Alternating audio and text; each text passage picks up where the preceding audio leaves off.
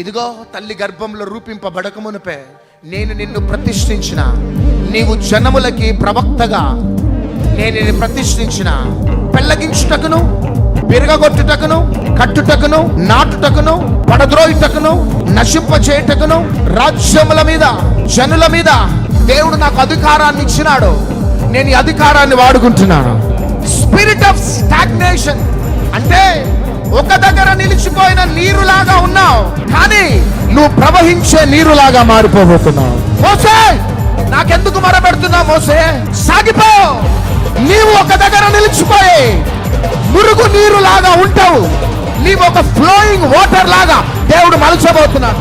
నీ నీటి కాలువన చెట్లు ఫలించబోతున్నాయి.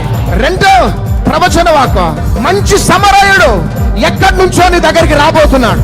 ఎందుకో నీకు సహాయం చేయడానికి మంచి సమరయుడు రాబోతున్నాడు. చేతుల పైకి చప్పట్లు కొట్టాలి. కొంతమంది డెస్టినీ హెల్పర్స్ వచ్చి నీకు, నీ కుటుంబానికి సహాయం చేయబోతున్నారు.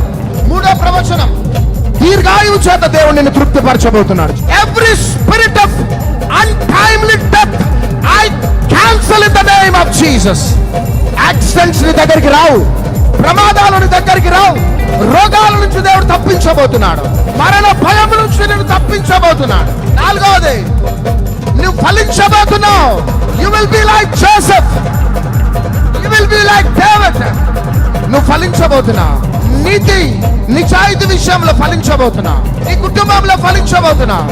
ఆర్థికంగా ఫలించబోతున్నావు. ఉద్యోగ రీతిగా ఫలించబోతున్నావు. వ్యాపార పరంగా ఫలించబోతున్నావు. సేవా పరంగా ఫలించబోతున్నావు.